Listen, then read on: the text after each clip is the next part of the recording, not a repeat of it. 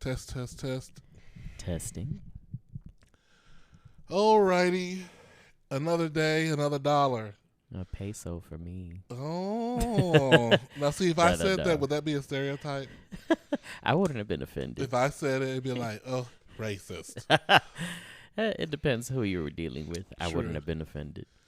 Like, what would be the stereotype for the blacks? Like, another day, another food stamp? No, that doesn't work. What's black money? What do we say? Just another stack. Another stack. Although I'd like to be making some stacks. Some stacks. Another day, another Benjamin. If we're gonna go Diddy Day, all There you about the go. Benjamins. Hey, it's a high value. I'll take it. It's a high value stereotype. Mm-hmm. It's like saying all black men have big penises. It's like I can't really be mad at that stereotype, even though it's not true. If it if it's a stereotype that works in your favor, Why hate on it? Like I know some Asians don't like all Asians are really smart. are really good at math and stuff like that. I understand because I guess it puts undue pressure on people to whatever, but I don't know. To me, if you got a positive stereotype, it's like just embrace it and let it ride. I do. Yeah, Embrace it. What's positive? And I let it ride. Ah, nasty. So what is a positive Mexican stereotype that you embrace, or you don't necessarily have to embrace it, but you would understand why people embrace it? Hardworking and industrious. You know that we can build anything. So do you embrace that stereotype?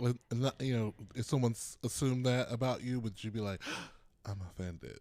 No, I wouldn't be offended. I take it as a compliment. I tend to be a very industrious person. I wish I knew how to do a lot of the stuff that people work with their hands do, but I like to think I do a lot. Thank you to very thankful for the instructional YouTube videos that are out there to help me learn how to fix things. Hello, lights. Yes, right. Yeah, I've always been that type of person that even as a little kid, if something was broken, I'm like, it can't get any more broke, so I may as well tinker with it and see if I can fix it. If not, it was going to go to the trash anyway. Oh, that's and interesting. 75% of the time, I'm able to fix it. Oh, look at you. Now, as an adult, and having access to resources like YouTube and stuff, I've been able to fix things in cars, fix things in the house, do electrical, just really random stuff, just because I have that curious quality and the unlimited resources of YouTube. Right. Speaking of doing new and different things, I recently, when I like those lights that turn themselves on automatically. You put them on timers and stuff like that in your house. Because I like when I come home late, I like that there's a light on in the house, Yeah. But I don't want to leave a light on all day. Yeah, and even if you change your mind, you just give your device an instruction to turn it on or turn it off. That's the thing. I have been trying to find the right device to use, but which is those usually what I was finding was the plug up things. You plug into the wall and you plug your device into that. Mm-hmm. Well, I recently found these light bulbs that get on your wireless internet. Oh, and fancy. You download a app to your phone, and you can program the lights from your phone. Oh, nice. It's so cool. I bet you could connect it to like one of those Google or Alexa devices too. You can connect it. You could say, hey, Google, turn on the lights. Okay. You could totally do that. Look at that. I remember when this used to be something we dreamt about in the 90s and like Star Trek or in the movie Demolition Man, where you just randomly give instructions. I know, now right? It's our reality. I never thought about it being that's like a Star Trek kind of thing. You're right. It is. Oh, yes. And don't think I'm letting you off the hook on this one, too, because we know you're an industrious person, too, when you installed that Tushy. Oh, yes. Life-changing, I bet. If I'm going to just keep it real, the Tushy was an epiphany. I guess tell the kids what the Tushy is. So the Tushy is a bidet. And mind you, I have gone all my life resisting the bidet. Like thinking, because I've tried a couple, I guess, when I was in foreign countries, but maybe I didn't use them the right way or whatever. I didn't know what I was doing, and I was just like, this doesn't make any sense. But there was a time when one, I think last winter we ran out of toilet paper in Texas. Oh, that's right, because people went crazy and just bought out all the toilet paper. And then two, I dated a guy briefly who owned a bidet, a black guy. Okay. And because I know people might have been thinking, oh, this person must have been white, but no, he was black. And he swore by the bidet, and his bidet was fancy. It had warm seats and all this kind of stuff. Okay, come on, seat warmer. And the amount of wiping reduction that happened when you use the bathroom and then you turn on the bidet to let it hit the hot spots, mm-hmm. and then you go to wipe and it's virtually no residue. No residue. I've heard that. I've never used a bidet myself, but the few people that I know that have opened up about their experience with it have shared identical feedback that you're providing. It does, and the irritation. Let's say if you have a particularly sensitive tush, mm-hmm. or you have a busy time one particular time back there, and it's like a disaster area.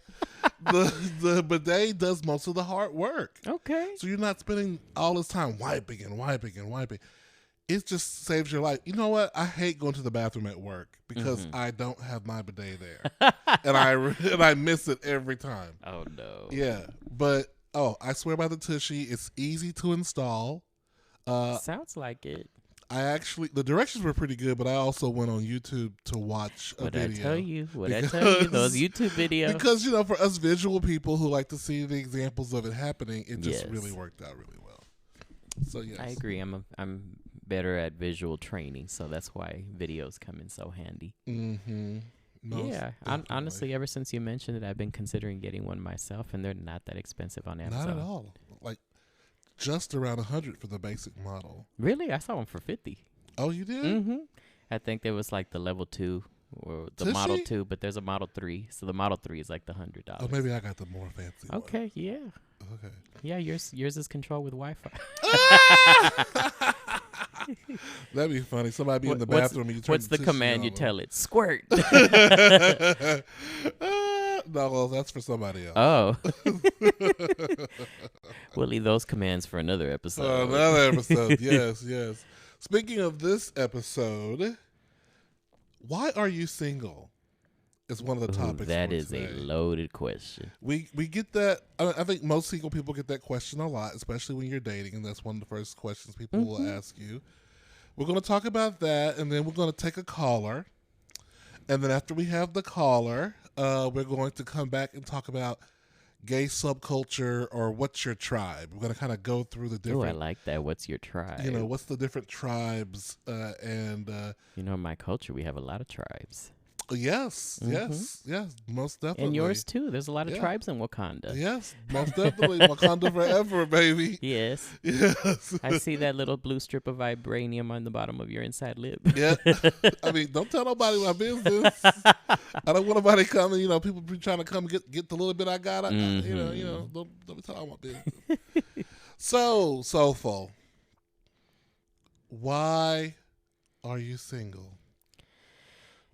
When the guy asks you that. So I feel like it's such an invasive question when they ask that, and it's like, do you want a playful answer? Do you want an honest answer? Is this an answer like, is it my fault that I'm single, or is it everybody else's fault? Well, the question really kind of is like, what's wrong with you? That's how it feels. What's wrong with you? But I finally have a decent quantifiable answer that I can provide for people for that. So... a lot of people like to hit you up and express interest, but unfortunately, it never really gets beyond that. Mm-hmm. I used to think of dating, especially if you're somebody that's willing to date multiple people at once. I think of it like that carnival game at the fair where you have all the little horses lined up, and you have to shoot the water gun at the target. Yeah. And every time you hit the target spot on, the horses move forward, and then eventually somebody's horse reaches the finish line. Right. That's how I feel like dating is. But unfortunately, they just never reach the finish line. Okay, But go deeper in that analogy. yeah, So explain so that analogy a little bit more. some people just don't hit the target properly. Some people just give up beforehand and walk away from the game.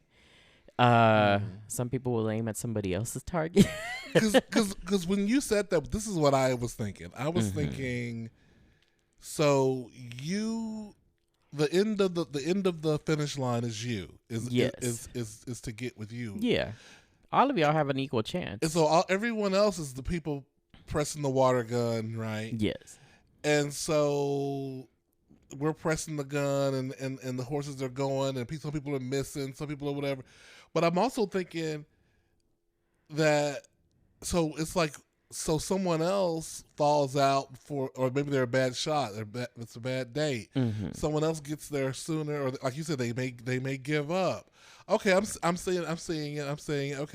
Yeah. So But I say all that, the objective is to get to the finish line. Right. It'd be nice for you to get to the finish line before somebody else, but the truth of the matter is none of them ever make it to the finish line. So you're putting it. So you're not putting none of the onus on you. You're putting all the onus on the men who are dating. I'm gonna go with yes at the moment because I'd like to think that I'm somebody who doesn't make it difficult. I am very easy to meet with. I am very easy to schedule with. You just gotta stay up on top of the time commitments and things you do like that. But I say all of that to say this, and it's kind of my perspective on love, the way I see it. I think of my love like a college level math course. You can know the right answers and put the right answer on paper, but much like a college math professor, I need to see your work.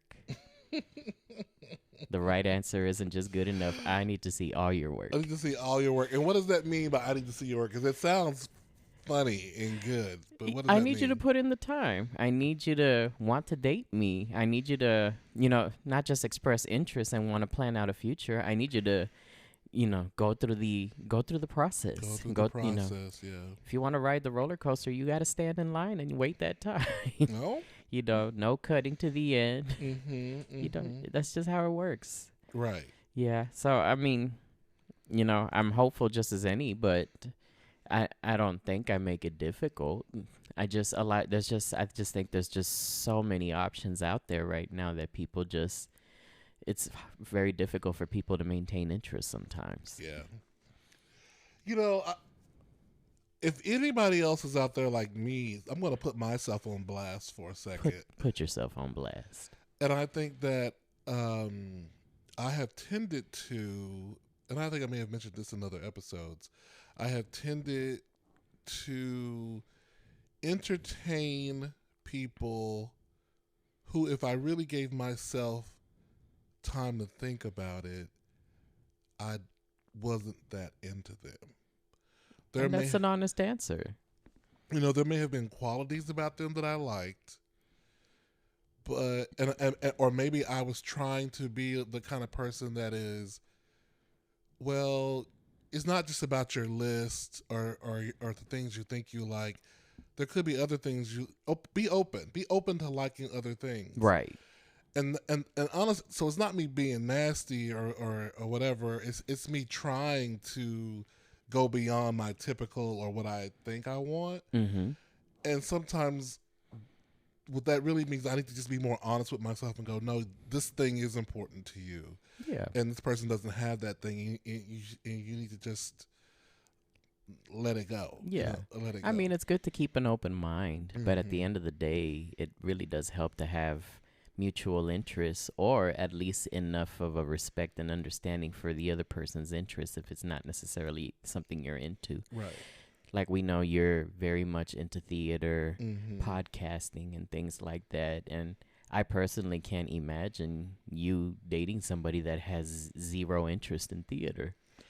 I'm sure it can happen, but it would just be so much sweeter if you were with somebody that can appreciate the hard work and the passion. Is the word, yeah. The hard work and the passion that you put in when you're getting ready to put a production, and just seeing you operate in your element. we as your friends, we get to see that, and that's why we love supporting it, because we see how much passion you put into this. But for you to be with somebody that just doesn't get it, and it's like, okay, you're going to be busy for the next 6 weeks. I'll talk to you after your show. That's kind of trash. Yeah, that probably would not work. And it's like, I think probably something that I have tried to overlook in the past is the level of intelligence I need somebody to have that I date. You know, like I've been like, oh, I mean, it's not that I'm a brainiac by any stretch of the imagination, and I don't mean degreed. I mean just in terms of just some people who just smart, just smart, and like and I think I probably prize the mental even a little bit more than a physical. Like I have been attracted to men who probably were not conventionally attractive, and maybe not even my type physically, but because I was so into them mentally, I didn't really mind that. But what the problem is when they start acting shitty, and then you're like, well, girl, you're not that cute to begin with. You can't be acting like an asshole when you look like this. You need to be a little bit nicer. Hey, pretty privilege is a real thing. It's a real thing. It's a real thing. We put up with pretty people's crap more than we will with somebody that we don't find as attractive. And that is facts. That is facts. And it's like, so know your part, play it. Yes. No, but yeah, that's the, just having somebody there that shares those passions with you and all of that. I think that makes a huge difference. Yeah. But I think, go ahead. Oh, no. You're good. Well, I was going to say, ultimately, I think I'm single because it's just the time. It's the time I'm supposed to be. I mean, I think I'm just supposed to be right now, and that I need to be working on. I think we talked about this the other day. I'm just trying to become the kind of person that I want to date. I'm trying to become the kind of person, I'm just working on me right now. See, when I think of your single life, I think of it like the economy. Oh, gosh, where are we going? The economy lives and breathes. Sometimes it's thriving. Sometimes it's in a recession. It's, it has its ups and downs. But at the end of the day, you're all right. I think you tend to value your periods as a single man as you do as somebody when you're in a relationship. I certainly do. Oh yeah, definitely. Something came to me when you were illuminating the facts of the matter. But it was like, so what will it take to make you? Because I think you seem like you're a very happy person, just on your own merit, and that you're not someone who's like constantly pining for a relationship. And you're open, but you're not pining and woe is me and all that kind of stuff. So ultimately, what would it take for you to get off the market, do you think? So I guess the reason I'm not lonely or pining is because I've experienced being in that relationship that was just so difficult, and it just reached such a critical point of toxicity and hostility that it made me appreciate my time by myself. Right. So, just life and learning and living. So, having been through that, at some point you just realize, if I'm going to let somebody in my space, it's got to be somebody that's not going to bring me to that level. It takes a bad relationship to make you really appreciate being single. And what's your advice to the young people? Because we have friends who are in their 30s and younger. A person who I'm thinking about right now. Who I think I know who you're thinking about. You do. And they're he's gonna be mad too because he knows we're tickling about. I ain't say nothing, but you know who I'm talking about. That's all I said. They're always pining for a relationship, about how they're don't have anybody, and they have so many great things going on in their life other than being with someone. Yes. How do you get someone younger to understand that it's a waste of time to spend so much energy in worrying about being single instead of just living and enjoying your 20s and your 30s? So I'll answer your question, but I'll also tie it in with the rest of the answer of how to get me off the market. So, when I like you and I trust you and all that, be it as a friend or be it as or somebody I'm interested in something more, and I think I mentioned it in a previous podcast, the love languages, that my love language is acts of service. Uh, I'll just go out of my way to do little things for you. Like, hey, what are you doing today? Oh, it's a busy day, but I'm, lunch, this and that. Hey, I'll meet you for lunch. And I'll even pick it up, things like that. Oh, what time are you getting off from work tonight? Oh, 11, and I'm going to catch an Uber. It's like, oh, don't worry about catching an Uber. I'll come get you. It's an act of service, but it's also an opportunity for me to see you and hang out with you. Yeah. I think if somebody were to do stuff like that for me, hey, what time are you getting off from work? 5 o'clock. What are you doing afterwards? No, just going to hang out. Oh, you mind if I stop by? Sure, that's cool. Yeah, come on by. Okay, I'm gonna stop by. I'm gonna stop by the liquor store to pick up a bottle, or I'm gonna stop at Popeyes and get us some chicken. Okay, come through. Let's see what's on the movie platforms. Just surprising me with little things like that. Like, we don't have to have something big planned. I just want to spend some time with you and do things with you. Right. One of the things that I tell one of my friends in Florida, when you're dating somebody, you're not just getting to know them. You're getting to know yourself around them, but you're also getting to know us. And that's a very, very, and that's a very powerful concept, because one, you obviously want to get to know the person you're dating to see what it's going to be like to be in their space. Right. You want to get to see how you are around them. What do they bring out of you? Right. Do they bring out the best in you? Do they make you uneasy? Do they pull out the toxic behaviors out of you? But I also like to see what we're like in public, around our friends, around their friends.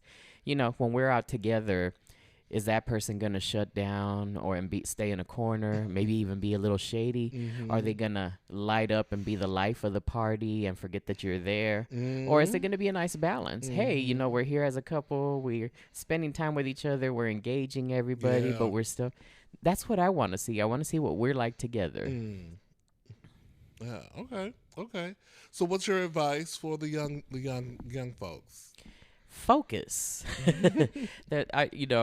Thankfully, thanks to technology, thanks to political progress and social progress in our community, it's a lot more embraced than it used to be 50 years ago, 100 years ago. But it's also kind of diluted our ability to focus because there's just so much out there. So if you've got somebody in front of you that you're interested in, just take the time and focus on them. Give them a little more time. Put the phone down and really listen to who they are. And if they won't put the phone down too, remind them to put the phone down. I say that because I recently took a break from social media, and I realized just how addicted I was and how much I keep my phone up. And I was out at dinner with a friend of mine that I really like, and he was asking me why I was on my social media break and all that, and I explained. And but the whole time that I was speaking to him, he had his phone up too, and he's like, "Yeah, I need to take a break too." And I realized, oh wow, we were totally cool hanging out before because we were both ignoring each other on our phones. But now that I'm putting my phone down and you're not, it's it is. I feel. I'm trying to get over it because of the society that we live in. But I find it a little rude when you're sitting at a table with someone and they're incessantly on their phone. I mean, we're all on our phone for a little bit. Maybe you're checking something. You're responding to a text or whatever. But when you're on the phone more than you are engaged in conversation with me, I just find it a little rude. Absolutely. Absolutely. Even if you don't find it rude, you should. So that's what I would encourage anybody. Just commit to focusing on people. Find a way to do it. And, those are precious opportunities when you're physically in front of somebody. So make every single second count. But I wonder if that's generational, because when I look at my students, I see them hanging out with each other. Everyone's on their phone the whole time, usually, no matter what's happening. But I also know it's not just generational, because I dated someone who we could be watching a whole TV show and he would be on his phone the whole time, like looking at TikTok videos or something. I'm like, what are you doing? And then sometimes play the video out loud, like so he could hear it. And I'm like, what the TV is on. Like, what are you doing? I think in our society, corporate works, and even with school, we condition our brains to constantly multitask, constantly process a lot of things at the same time. And I think we've become so good at it that we just don't know how to stop. So where we're at home in our free spare time, we'll be doing that. We'll have the TV going. We'll be watching videos on our phone because we've just become so accustomed for parts of our brain to be in hyperdrive that And we I don't know do how to that. turn it off. I do that too. I find myself being on the phone while I'm watching the video, or whatever, but I'm alone. Yeah. I don't do that if I'm having a shared experience with someone, and then I'm interrupting that shared experience with something else. I just find that so rude. But getting back to the point about the young people spending so much energy on wanting a relationship, I really believe, I'm a part of a group. I've talked to y'all about this before, Gays Over 40, that's on Facebook. And someone made a post about how they regretted spending so much of their 20s and a lot of their 30s just spending so much energy in looking for a relationship. And not trying to be alone or what have you, and they're saying, I wasted so much time not appreciating myself, wondering what was wrong with me, when I could have been spending all that energy in just bettering myself and working on my goals and da da da da da da. See, I think that's the circle of life, right? I think generally, if you're not fortunate enough to come to terms with who you are as a teenager, it's going to happen in your 20s. You get out of the house, you go to college, you realize, you fully realize yourself as a gay man. And if you're lucky, you'll be in a position to really express your freedom in it. But of course, with that comes the exploring the complexity of dating life, validation in who you are. So a lot of most people, I think, spend their 20s exploring relationships and themselves, and through a lot of trial and error, especially error, figuring out what they want and don't want. Right. Then I think a lot of them in their 30s, that's where the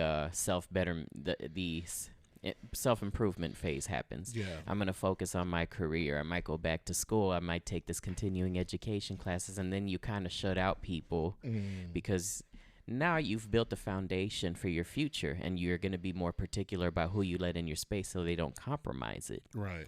Then 40s, you've built the foundation. It'd be nice to meet somebody again. Then you realize you've been out of it for about 10, 15 years, and the dating world has changed. So, yeah, it's the circle of life. It's a journey, and I enjoy it. Yeah. I mean, you're right. Things do happen in stages, but if you're listening and you're younger than us, because I feel like we are young, definitely to somebody we're young. Just heed the older queen's advice and just spend a little bit more time and energy on you and appreciating your friends and how fabulous your life is. I'm not saying that you can't date and look for love, but to the extent where you're thinking something's wrong with me, that what's wrong with me that I can't find someone, like that energy, work on getting rid of that energy. Yeah, that'll get you into a lot of trouble. You'll make a lot of bad choices when you think there's something wrong with you because you're single. Exactly. You know what? We're going to take a short break, have a commercial, and then we're going to come back with a caller. Ooh. All right. We love our callers. I wonder if it's going to be one of that callers going to be your friend you were talking about earlier. Oh, you never know. It might get messy, though. You never know. All right. We'll be right back.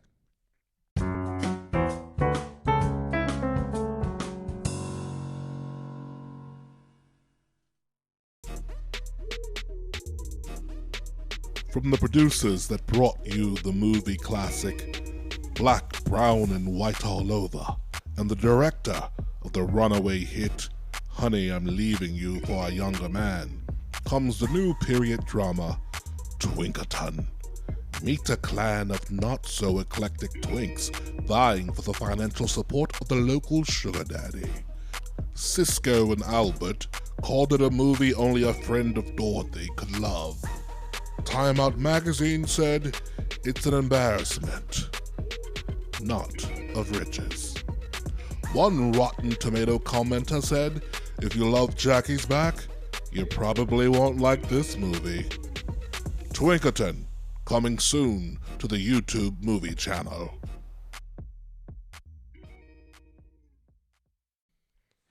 All right, and we're back. Whew. Oh, how are you doing so far? So far so good. So Had far, to go so take good. me a little cigarette break. You I mean, know. I don't smoke, but if the people that do smoke can take breaks, I could take a break Exactly. We take too. non-cigarette cigarette breaks. Yeah, it's my little cell phone break. That's when I check social media. Exactly. All right, let's get to the caller on the line. We have a caller. Caller, welcome to the Soulful Cream Podcast. Hi, Soulful and Cream. My name is Kim B, and I'm really excited to be on the podcast tonight. Hey, Kim. Welcome to the Soulful Cream Podcast. Yes, girl, welcome. So what brings you to the podcast tonight? Well, I'm a long-time listener and an even longer fan. That is so sweet, isn't it, Cream? It really is. We appreciate the support. Where are you calling from, Kim? New York. Really? You don't sound like you're from New York City. Well, I'm not. I did not say I was in NYC. Where did you think I was from? Honestly, I assumed Kentucky. Well, I do love Kentucky Fried Chicken, but no, I ain't from there. Let's just say there's plenty of country folks in New York State that bleed red. We all bleed red, doll. I think she means politically, like a Republican. Oh my. And she listens to the podcast? Oh, I do. I listen to y'all because while I do not know any Mexicans or blacks personally, I do have a gay cousin who is dating a black gay. But my family figured it's just a phase. They think being gay is just a phase? No, dating the black guy is a phase. We don't care if he bumps bussies, but he ain't gonna enter the pearly white gates mixing races. Caller, what do you want? Kim, you gonna make me take off my earrings. Now, Cream. Calm down, Cream. It's okay. Kim, how can we be of service? No, ma'am. I'm out. No patience for this mess. I'm sorry. I didn't mean to offend Cream. She's actually my favorite. No offense, Soulful. None taken. I just want to know why everybody won't just stay on their side of things. The border wall, the racist, Asian fusion.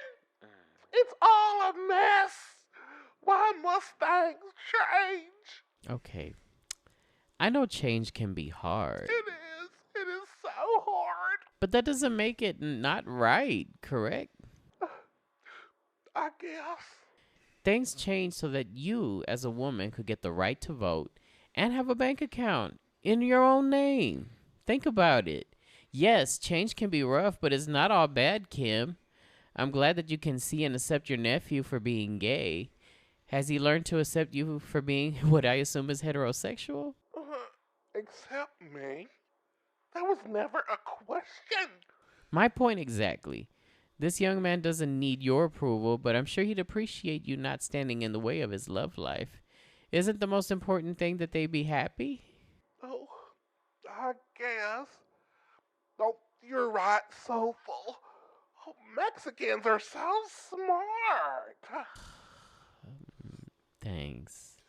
I got another question about this meat y'all call shark sauce. Nope. Sorry, Kim. We have other callers on the line. You have a good night. You hear? And thanks for calling. Cream. Let me find these producers. Where did Cream go? She went to Chili's. Lord. Y'all, we'll be back after these messages. I'm going to get me some crispers. I'll be right back.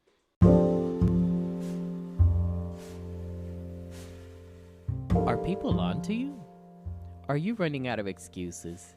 Is that Instagram story of you asking people for $25 to go to brunch getting tired? Well, we have a solution for you. Cream Diggler Scamming Consultants. are standing by to help you generate new and unique stories to get random strangers to generally Cash App you money. And it's totally illegal. I mean, legit. Call us now at 1-888-FEEDS-ME. That's 1-888-FEEDSME. Scamming operators are standing by. I mean, why work for it when you can beg for it?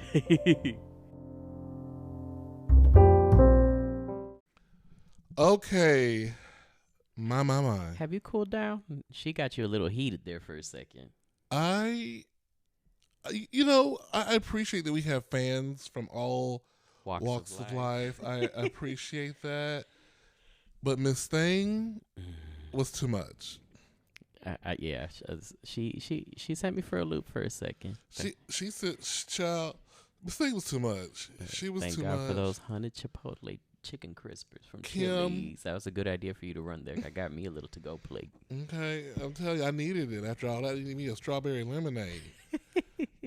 Kim, wherever you are, girl, God bless you. God bless you and your gay-ass cousin. And his black boyfriend. Okay, so in this section, we're going to talk about what's your tribe. And particularly, let's go through some tribe labels. You know, labels aren't necessarily the best thing in the world, but they exist. And we're going to reflect on a few of them. Yeah, totally. So the first one, and I will say that this list is commonly known stuff, but I did get this from a website, and I'm going to give credit at the end of the segment. So remind me to give this person credit. Come on, footnotes. Yes, okay. I do my research. So the first one I do my own research. The first one is twink. Oh, yes, the twink. twinks. So when you hear twink, what comes to your mind? I think of some super skinny, really young looking, like almost a teenager, barely an adult, very, very boyish looking gay man. Yeah. For me, honestly, when I hear the word twink, bam, I see skinny white guy. That's what comes to my mind, even though I know all the races can be a twink. But that's just kind of where I go in my mind. So when you like you said, young, they're kind of like the male ingenue type.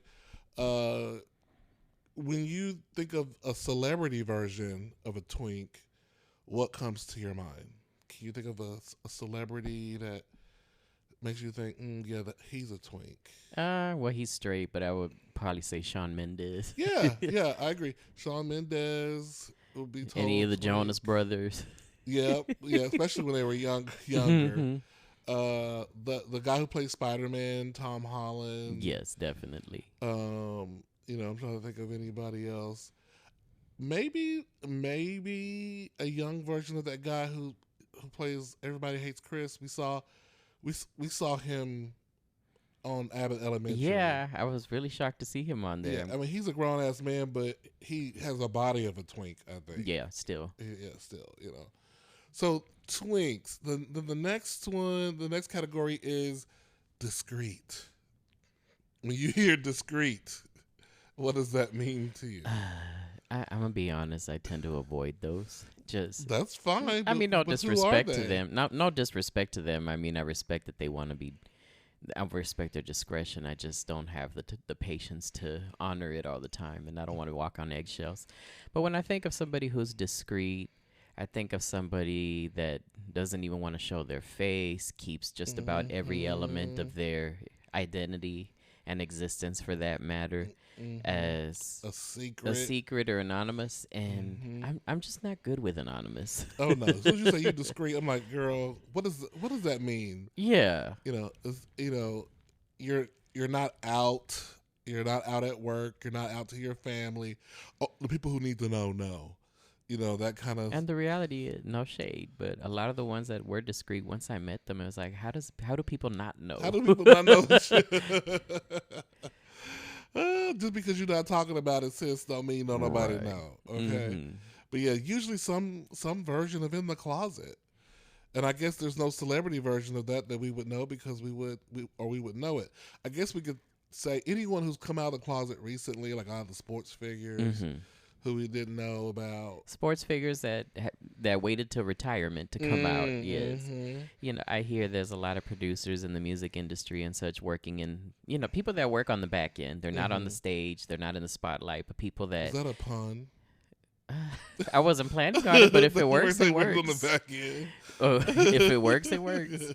Yeah, but no, people that are working behind the scenes, I hear that a lot. But, when you're working behind the scenes and you tend to be just a name and a credit in the album, a very, very highly compensated name, people are, you're not really going to be concerned. You already have the discretion you need.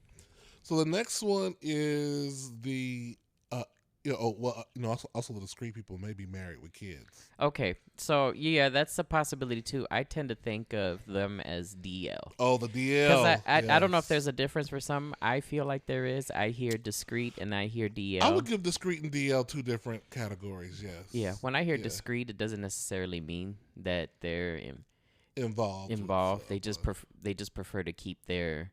True. Any traces of their sexuality private. I agree. But when I hear DL or down low, I tend to think that these people are fully involved in marriages, in most cases with women, have families and everything, and want to perform discreet extramarital things with people of their own gender. I agree. And that, if that works for you, that works for you. And I tend to honor the sanctity of marriage, so I try not to if I know that Oh yeah, definitely. That's such a turn off. Yeah, once I find out that they do have something, I tend to run away from any kind of commitment you're supposed to be in is a turn off. Yeah, to me. But unfortunately, I find that the DL ones are the boldest ones to pursue.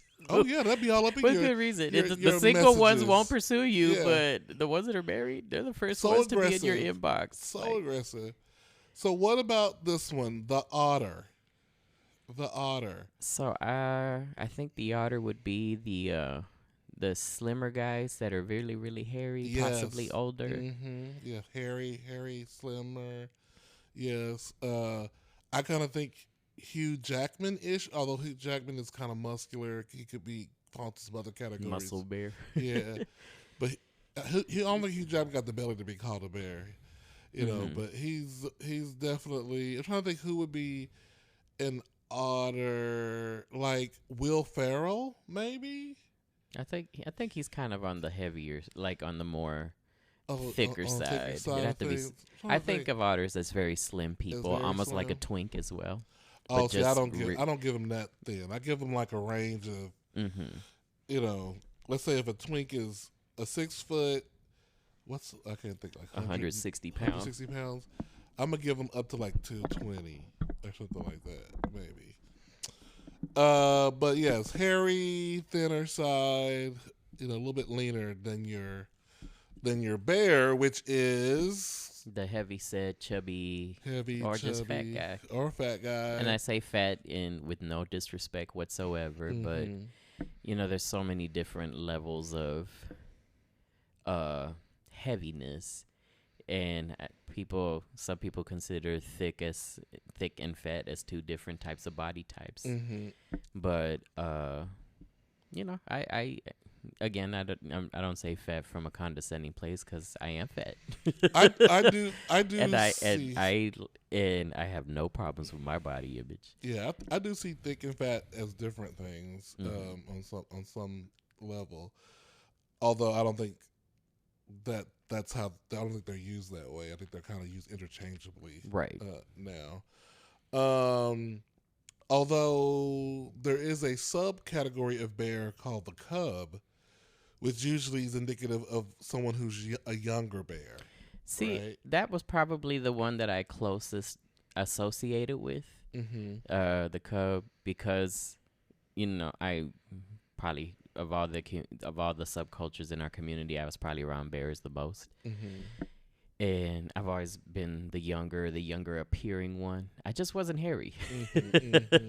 So it's kind of like Cub was kind of close to it. I just wasn't a hairy Cub. Gotcha. So we have that. Then we have the geek. Haven't heard that term used a lot, but this is from this research. It's kind of like usually the guy with the glasses, the nerd. Which honestly, a cute nerd is. I just love a cute nerd. I think social media has done a lot of good for that subculture. I think it's allowed them to, people that normally have these obsessive interests with things that are associated with nerds, comic books, anime, Dungeons and Dragons, and things like that. I think social media has given them an opportunity to connect with other people across the world, where they can really bring these interests together and thrive and form groups, Facebook groups and other social media groups where more and more people that like them, or even with a remote interest in those things, have been able to come together. So, I'm excited for them. 30 or 40 years ago, being a nerd or being a geek would have been something frowned upon, something you got beat up for after school, just for being different and being unapologetic about your intelligence. And I'm glad that they have a safe space now where they can just really thrive in expressing their interests. It takes a special kind of person to date a gamer. I mean, it really does, because you gotta be patient with their schedule and kind of like the way they like to play stuff. You got to be cool with being by yourself, because you may be in the same house with them, but they're somewhere else in the house gaming for hours and taking breaks.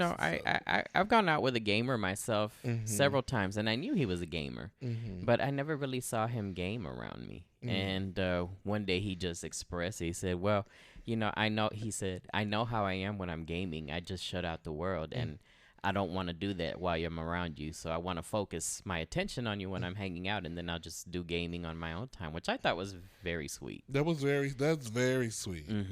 I think for me, I'm kind of like, well, that sounds good, but what if we're hanging out all day? I don't want you to go all day and not play a game, not game for whatever. Well, I'm a Virgo. I'm totally good with scheduling. If you want a game from 10 o'clock in the morning till 3 p.m., I am good with that. 3:05, let's go grab a bite to eat. Right. Or let's go into one of these rooms and have some quality time, however you want to do it. But, if you want to game for long periods of time, I'm good with it as long as we put a schedule. So the next category we have the muscle bear and the jock, and so I guess the muscle bear is almost like it kind of goes back to the cub, which is a subcategory of bear. So how do you define a muscle bear? Well, I think of a muscle bear as a guy that's hairy, but also has more chiseled, fit features, even if he does have a little bit of excess weight on him. But, just the body tone indicates that this is somebody that's been weightlifting and has dedicated a lot of time to shaping his body. But the being hairy is very critical for the muscle bear name. Well, see, for me, hair is not critical for being a bear. For me, it's more so about body type than it is hair or hair not. What about a beard? A beard is useful, but it's not necessary. It's not 100% necessary either. Yeah, I don't think so. But definitely the muscle bear is not full on jock, because, like you said, there's some fluffiness somewhere on there. It's like the dad bod. It's like I used to play professional football, but I don't anymore. But I'm still working out. I'm just twice a week. I'm just not in it like I was when I was training for the season. Exactly. Yeah, I'd agree with that. Whereas the jock is like, I go 5 times a week or more. At 4 a.m. Yeah, I do 2 a day. Then drink my protein shake. Yes. No carbs. Medium rare steak with vegetables. That's the one that says every 2 hours. He's the one fueling my body. On the back of his car, do you even lift, bro? When Planet Fitness tells you no lunks, they are the lunk. They are the lunk. They are the lunk. Some people say that's the, I guess, like a gym rat, or or even I haven't heard the term bull. I haven't heard the term used a lot before. A bull. Have you heard that used? I have, but not necessarily for a jock. That was kind of also for the body type. Oh, like And usually the people that they describe as a bull is somebody I would describe as a muscle bear. It's a muscle bear. Ah, okay. I can see that. Yeah. But that's just me. No, well, these terms are, They're labels, but I think they're kind of fluid. they're very fluid. Yeah, they are fluid. They're fluid depending on the person's perceptions and their, perspectives on life. So yeah, very, very interesting. Now, who is a celebrity bear or muscle bear? There's a few out there. Yeah, I probably would have put Will Ferrell on in a bear just because category. he's kind of he's a little bit more I would put huskier. Jonah Hill used to be, when he was bigger in the bear category. Jonah Hill and Seth Rogen. Yeah, definitely. Anthony Anderson before the weight loss. I put Michael B. Jordan in the jock category. Oh, no doubt about that. Him, The Rock. Winston Duke would be a muscle bear. Oh yes, most definitely. But Michael B. Jordan definitely a jock. Yeah, interesting. Especially after the Creed movies. Okay, all right. Okay, so let's take a commercial break, and then when we come back, we're gonna do our infamous segment, Top 3. All right. And what are we top 3ing about? I forgot. Top 3 ways to spend time with friends and family that don't involve food. And he had to throw that caveat on there. That's gonna be a hard one for you. Because I'm not gonna. That's gonna be a hard one for us, but we're up for a challenge. Yes, we're up for a challenge. All right, we'll be right back.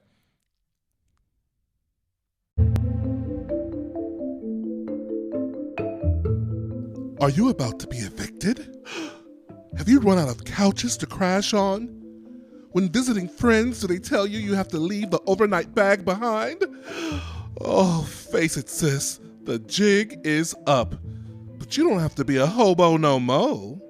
Put that good D, strong back and stroke game to work for you. Soulful Escorts connects you to sexually frustrated single professionals who are standing by, eager to provide housing in return for exotic trips to Pound Town. Let us connect you to these lonely singles today by calling 1-900-BACKARCH.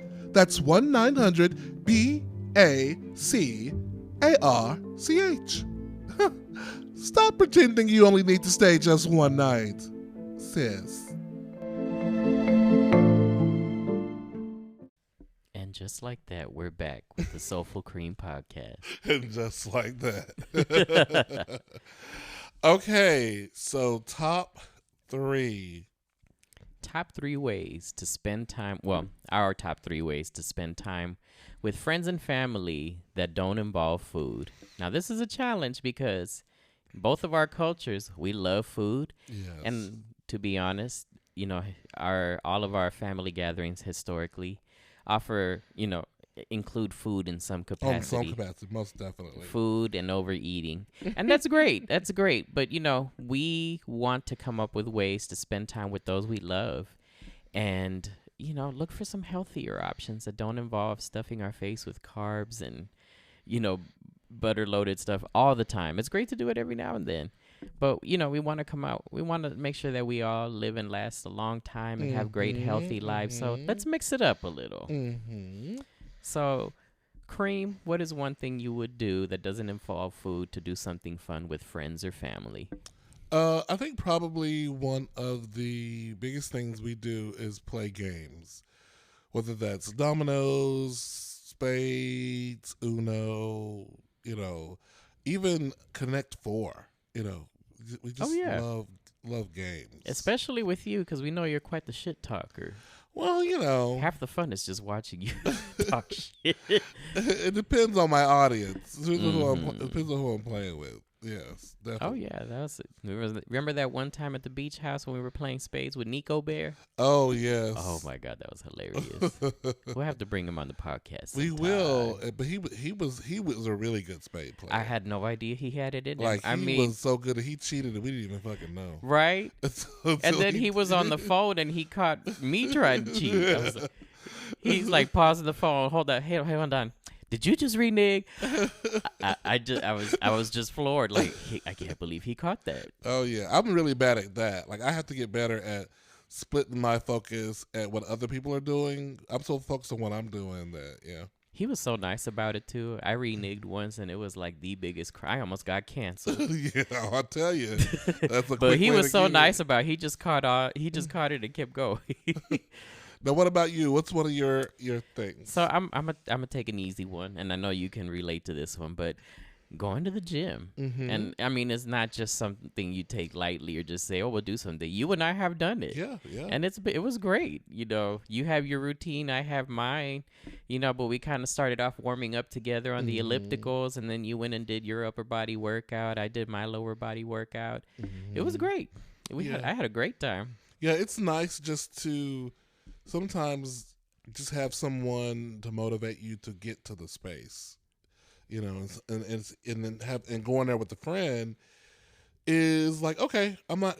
It's not alone. It doesn't feel quite like such a chore. I Hmm. guess when you go with a friend. Absolutely. Mm-hmm. Yeah, I mean, there was one element because I'm like, I saw the amount of weights you were lifting when you were doing upper body. There, it's like, oh, I got a long way to get to where he's at, but I am up for the challenge.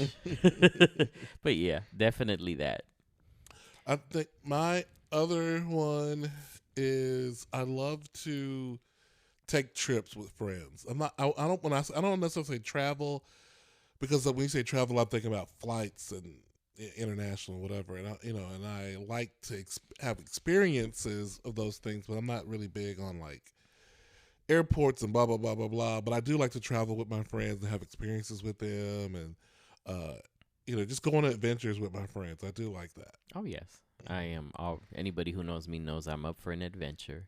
I will Hmm. put my car on the road in a heartbeat with a minute's notice. You sure will. You sure will. You burn up the highways and the byways. Yes, yes, I do. I am out there. Mm. My second one. Uh so I do tend to be a bit active.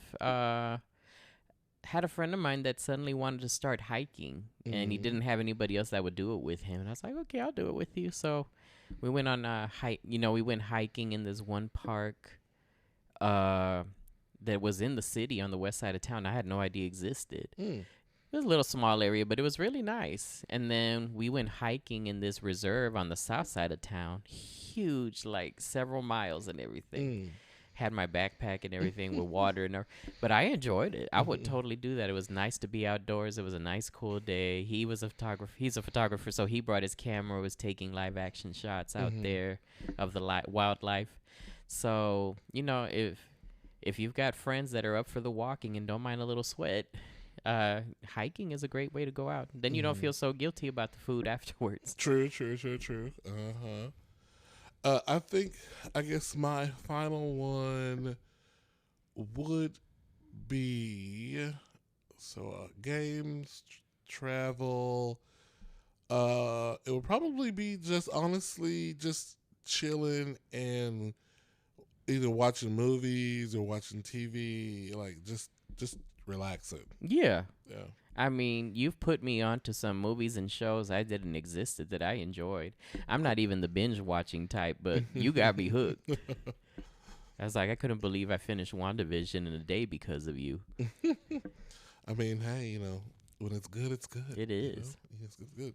What about you? What's your final one? My third one, and again, anybody who knows me wouldn't be surprised that I'm saying this. I go roller skating once a week, That's at least once a week, right. every That's right. Thursday. And I have two friends that I go skating with religiously every Thursday. We tend to put it out there that we go, and sometimes more people join us. Mm-hmm. But yeah, I'm not a big fan of cardio in the gym. So roller skating is a great fun way to get my cardio That in. makes so much sense. That's so Hmm. cool. Yeah, it's It's something I've really gotten into over the years. I bought my own skates. I've upgraded the bushings on the bottom of the skates themselves. I've changed out the wheels. My wheels cost more than the skates. But yeah, I put some quality bearings in there. I've learned a lot in doing it, and it just gives me such a more fun experience being able to skate more smoothly. Yeah, it's like you get to move faster with less effort. Well, I learned a lot just now about all this about skates just now. I didn't know nothing about bearings and cushions and all that. Right. It's a lot. It's a lot. My goal is to try to get to a point where I could build somebody a pair of skates with just some regular shoes. Oh, wow. But yeah, it's a lot of fun. It's a great way to exercise, and there's a lot of eye candy out there too. I imagine. Oh yes. Well, I think we have come to the end of the road on this episode. It's unnatural. You belong to me. Well, as always, it's been so enjoyable, Soulful. Likewise. Yes, I definitely enjoyed this one. I know you're getting on the road and about to head to see a friend in need. So, yes, safe travels. The sick and the shut-in. Yes, Reverend. Taking your message of hope and peace. Absolutely. Yes. Well, safe travels to you, and safe travels to you too, our lovely listeners. We appreciate you so much. Thank you so much. We'll be taking in more callers very soon. So if you're interested, reach out to us and our producers, and we'll definitely make something happen. We'd love to hear more from you out there. Bye now. Bye.